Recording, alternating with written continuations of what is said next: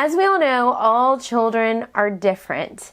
And it's not, when it comes to homeschooling, it is not a one-size-fits-all, especially if you have a child that is diagnosed with ADHD.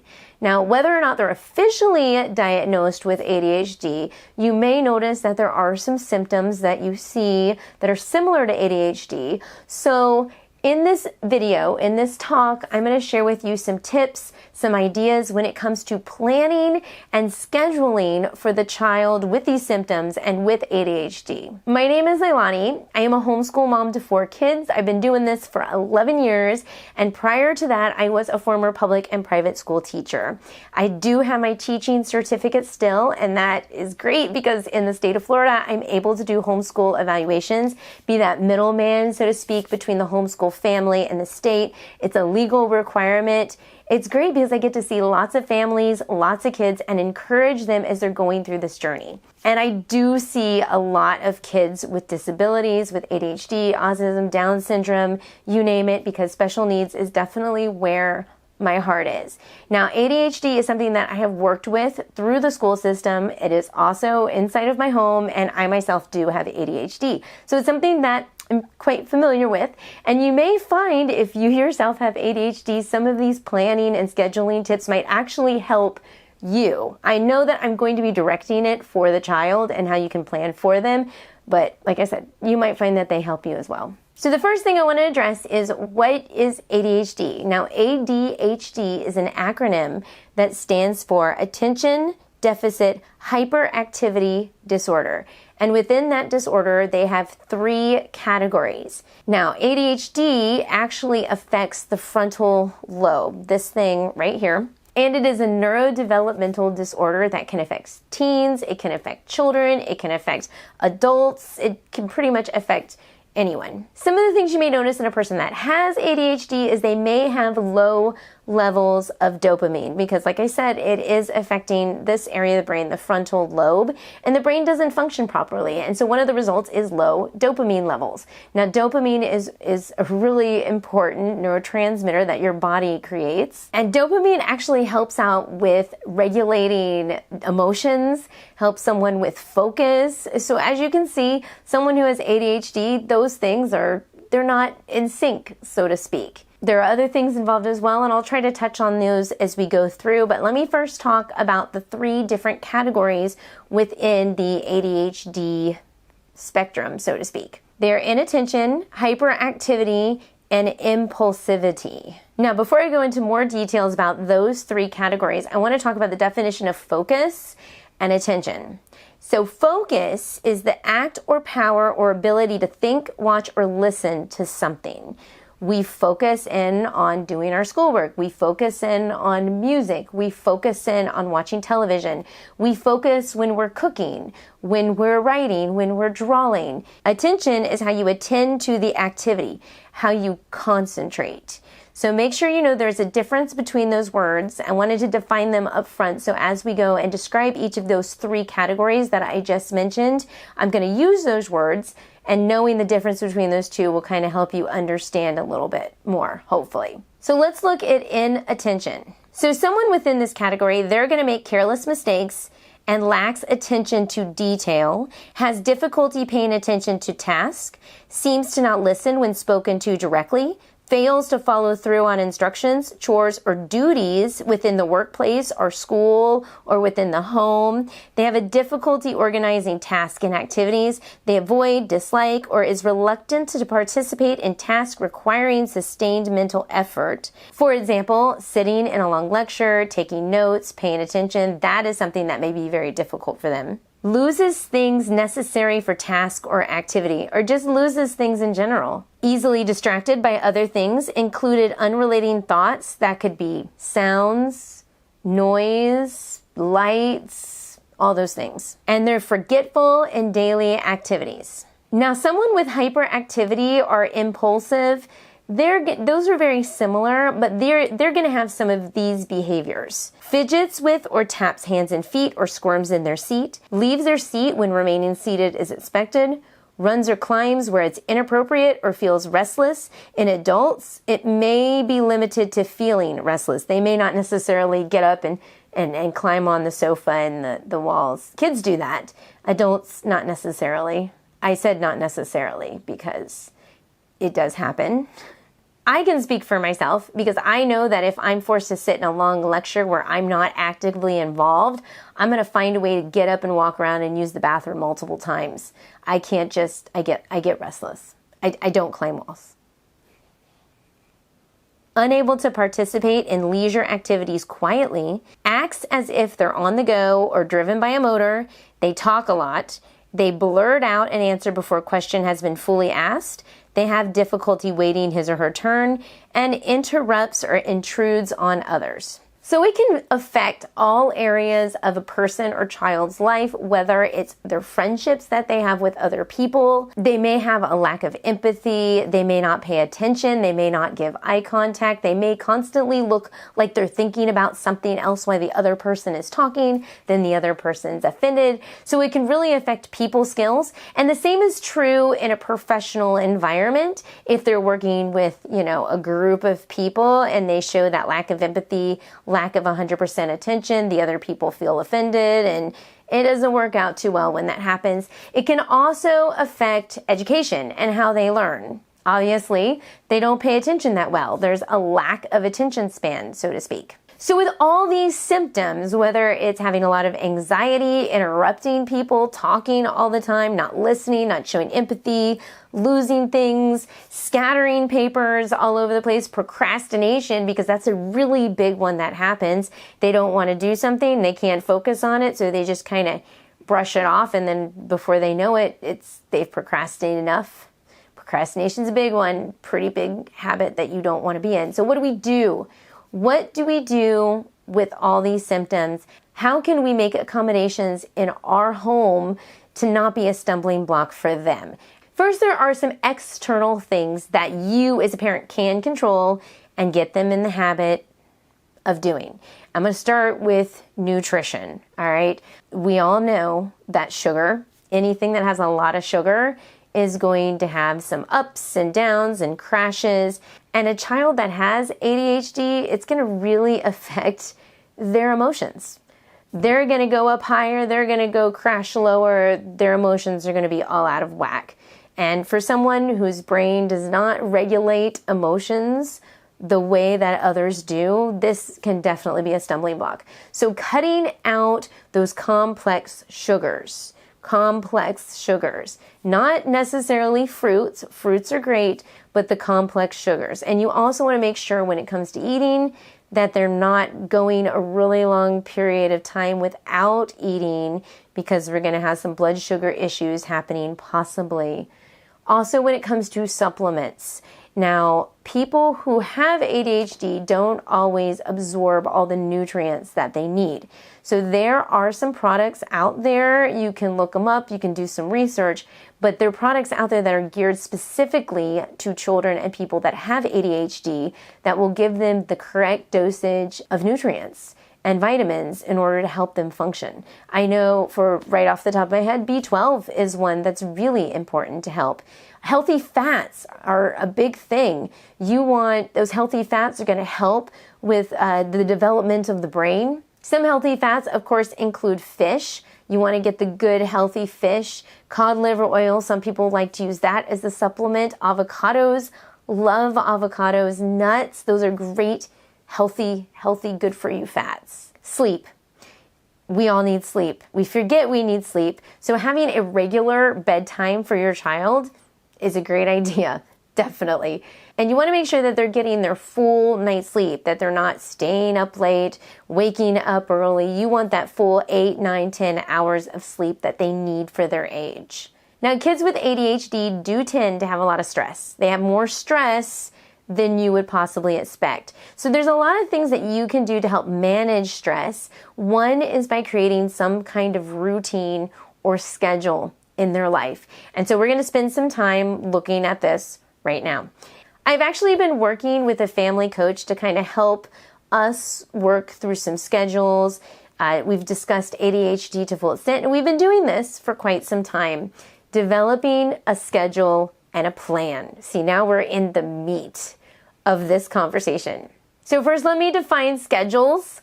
Again, a schedule is going to be your big picture. It includes the main activities that happen over the day or over the course of a week. And a routine is going to be the steps needed to complete each part of the schedule. So for example, going to the bathroom. The going to the bathroom part is going to be your actual main event, so to speak. Going to the bathroom. In the bathroom, you are going to follow a routine and you're going to have different steps to follow and go through. So you might see some of those Velcro charts for the younger kids. I know we use a lot of them for kids that have autism as well as ADHD, but we'll put pictures up there to give them that step-by-step routine that they need to complete before they go to the next one. So of course, you walk into the bathroom and there's a step. And at the end, you wash your hands. Same true for getting dressed. You wake up, you open the drawer, you pick out an outfit, you walk into the restroom, and then you go through the process step by step. So that's your routine. So it's a piece of cardboard with, on Velcro, different steps to the routine that you follow. And when you complete one, you rip it off and put it in a bucket. It helps them walk through the routine. So let's talk about making that schedule. So it's always a really good idea to get together with your spouse once a week and write out a detailed schedule for the entire week. And when I say detailed, I mean you've got wake up at 7 o'clock, go to bed at 9 o'clock, all the numbers in between. You could do it hour by hour. You could do it 2 hours by 2 hours, depending upon the need of your child. And I know it sounds like a lot of work, and believe me, in the beginning, it is a lot of work, but you're going to find that these schedules will kind of repeat itself so you don't have to do much work. The beginning, getting started is the hard part, okay? So sitting down with your spouse, you sit down with them and you block out all the things that require you to leave the house, right? So going to archery practice, going to dance lessons, going to co-op, you block those out. Doctor's appointments, dentist appointments, you block all those out. If mommy wants to go work out and you have to come with them, write that in the schedule. So you got all those blocked out, and then you want to focus in on the physical needs. And that's going to be bedtime, making sure they're getting enough sleep. That's going to be waking up at a certain time, changing into appropriate clothing, eating, cleaning up after yourself, brushing your teeth. And you want to have, all of those things scheduled out, including the breakfast, lunch, and dinner. That's the whole plan here. You also want to schedule in some free time for your child, especially if that's something that motivates them, because if they don't follow the schedule appropriately, you can take away the free time. So let me kind of show you how this happens. So you have your schedule and you've got math from, let's say, 9 to 10. You also have a timer. A timer is an integral piece in this whole puzzle, because with a timer, you can see how much time you have left, and the timer is the one that is pretty much telling you what to do. Not necessarily the parent, it's the timer, and you're following that. That means like you as a parent don't have to yell at your kids. It's very simple. You didn't get it done according to the timer, then there are consequences for your actions. So get a timer. So 9 to 10, they're doing their math. Let's say they decide that they don't want to do their math. They want to run around, jump around. You remind them, hey, you got till 10 o'clock to do your math. If not, there's consequences. And let's say 10 o'clock, the timer goes off and they didn't finish their math assignment. What we did is we kept a separate chart on top of our board, and we put a little X on there saying you didn't make your timer. That's 10 minutes of some kind of discipline action. Whether it's you go to bed 10 minutes early, you lose 10 minutes of free time, or you have to clean for 10 minutes or fold laundry for 10 minutes. Either way, they get a mark. Usually free time just by default gets taken away because sometime they have to finish that math. And when are they going to finish their math? Probably during free time. So you continue throughout the day with that kind of process. It does sound really tedious, and it really is. And it doesn't have to be always that strict. So, for example, math. You give them an hour to do math from 9 to 10. They start working on their math. You see them sitting there really focused on it and really working hard.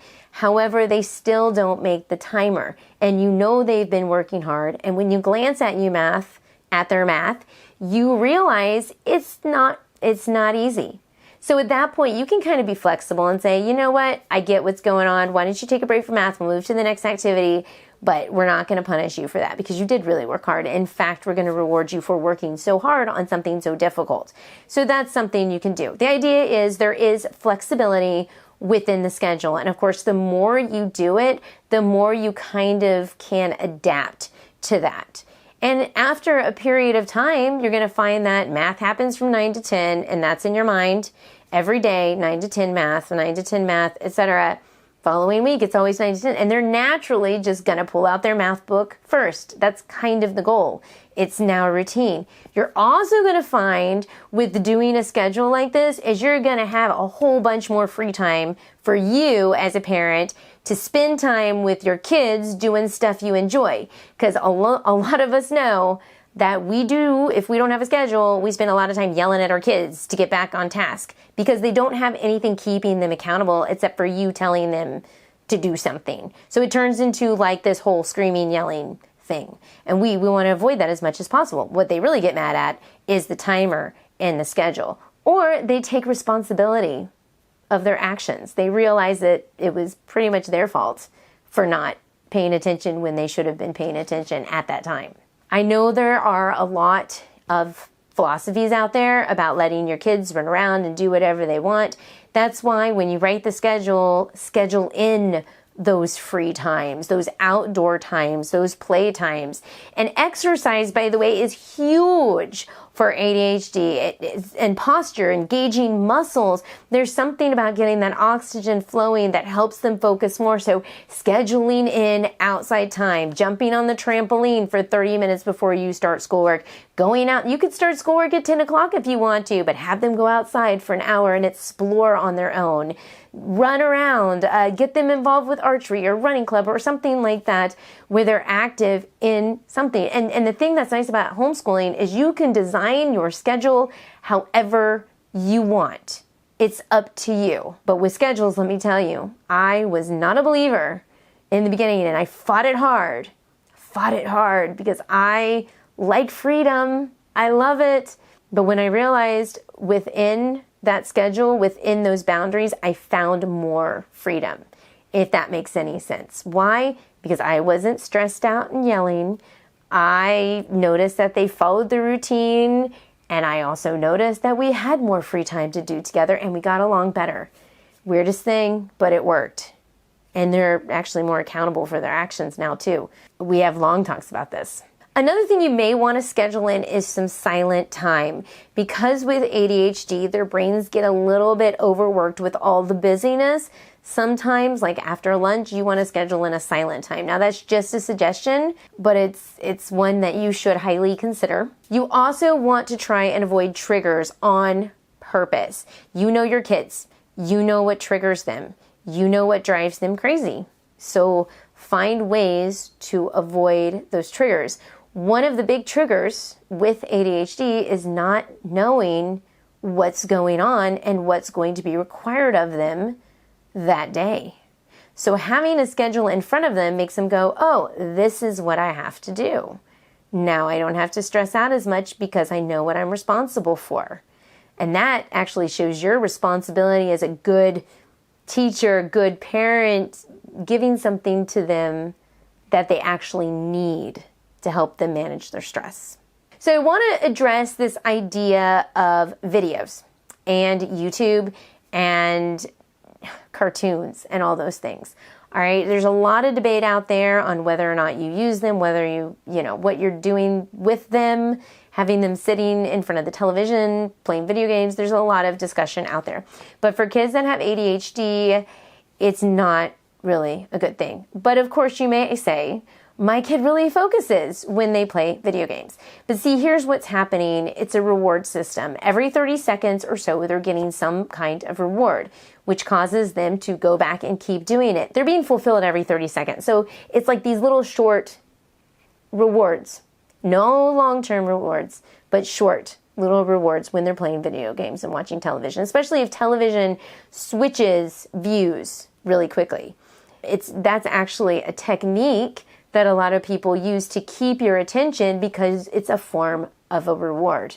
If you ever watch, for example, Cocomelon, the screen does not stop moving because it's constantly triggering a reward for the child. So the kid gets sucked in.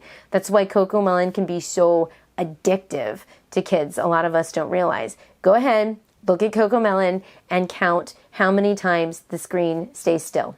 It doesn't, by the way. Or count how many seconds happens between one camera angle to the next. It's not going to be more than 10. And then compare it to a Disney movie or to Bluey, for example, or cartoon to see how long of an angle or frame it sits in. So really do compare those things, because the longer it sits in a frame, the better. But if it's short little burst, not necessarily healthy. But videos in general, like overall, probably should not have a child with ADHD sit in front of a television for more than an hour. In fact, you may notice that if you have your kids sitting in front of a television for more than an hour, when you ask them to shut it off, or video games, because it falls under the same category, when you ask them to shut it off, they're going to respond because their frontal lobe, and they're unregulated at that moment because they've been getting all these quick short-term bursts. Their emotions are going to be all out of whack, and they're going to be very almost like, you're just going to be like, what's wrong with you? Or they may bounce off the walls more. They may be short and snippety with you and talk back. They're not regulated. Their emotions are not regulated. So after watching television, if that's something that you guys decide to do, like a movie or something, give them some time afterwards, some downtime to regulate those emotions, get them back to normal. Now, I will add to all of that, it is very important to allow some of those short-term pathways to develop as well as long-term pathways. But it's a problem in society today because a lot of us are really building those short-term pathways, but not doing those long-term pathways. So be aware of that. There should be a balance, but you're gonna really wanna fight on getting some of those long-term pathways developed. And that's sitting for an hour and listening to a lecture, focusing on a writing project for an hour, those kind of long-term type things. So I hope all of these tips and planning and scheduling suggestions really helped get you guys thinking in a positive direction. Get those planners, get those schedule sheets. All my information, if you want to reach out to me, is going to be listed. And my name is Leilani Melendez. I do have a YouTube channel, Living with Eve, so make sure and check that out as well as my website. It has been a pleasure to sit here and chat with you. I wish you the best of luck, many blessings, and I hope to hear from you soon. Bye.